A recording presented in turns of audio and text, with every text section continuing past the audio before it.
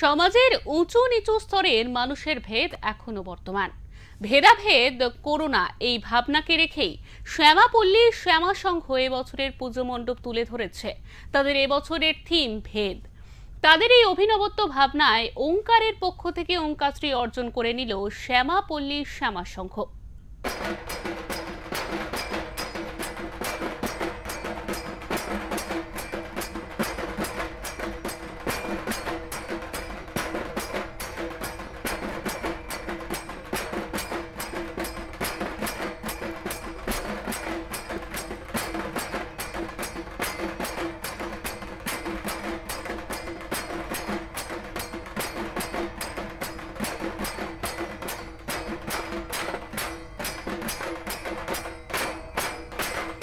এই বছর তারা কিন্তু ৪৬তম বর্ষে পদার্পণ করছে। তাদের এই পুজো মণ্ডপে নতুনত্ব ভাবনা কিন্তু নতুন একটা জিনিসের ছোঁয়া দিচ্ছে।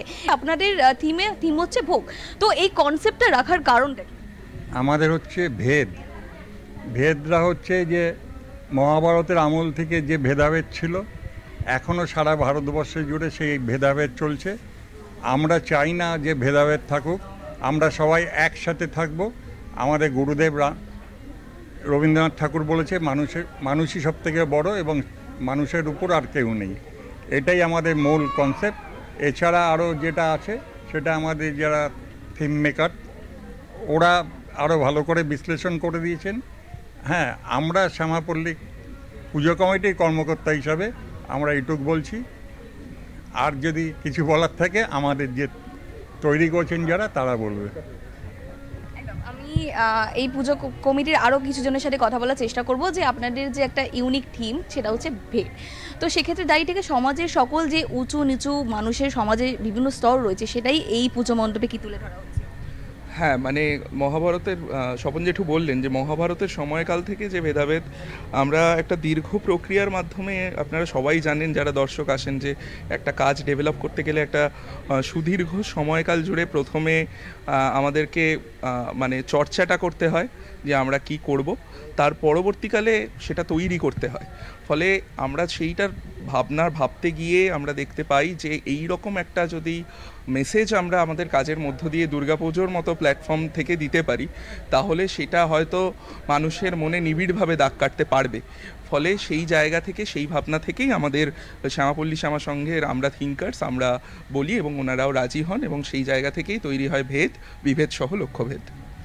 আমি আরও কিছু জনের সাথে কথা বলার চেষ্টা করব যে আমরা জানি যে পুজো মণ্ডপে কিন্তু দর্শনার্থীদের ভিড় থাকে, তো সেক্ষেত্রে অনেক সময় বয়স্কদের যাতায়াতের কিন্তু সমস্যার মুখে পড়তে হয়। তো সেক্ষেত্রে এবছর এই পুজো মণ্ডপের কী ব্যবস্থা রাখা হয়েছে সে ব্যাপারে আমরা জানতে চাইবো যে আপনাদের বয়স্কদের জন্য ঠিক কী ব্যবস্থা রাখা হয়েছে, কারণ আমরা জানি যে প্রত্যেক বছর একটা দর্শনার্থীদের ভিড় থাকে, তো সেক্ষেত্রে কী ব্যবস্থা রেখেছে?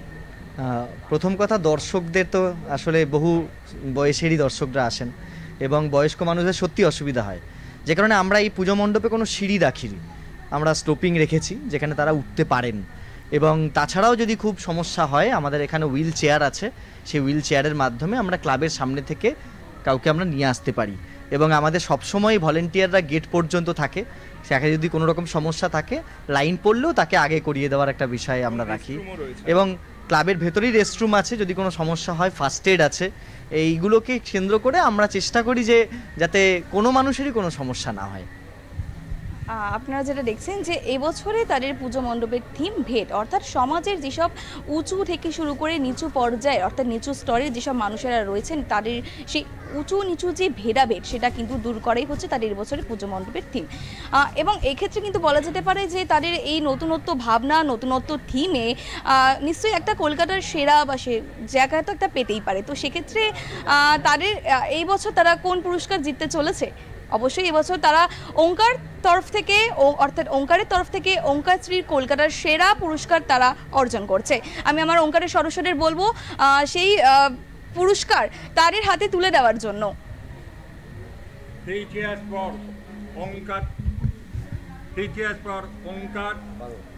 ওঙ্কার Bangla, 3 cheers for Onkar Bangla, 3 cheers for Onkar Bangla, 3 cheers for ওঙ্কার বাংলা। ওঙ্কার বাংলা সমস্ত কর্মীদের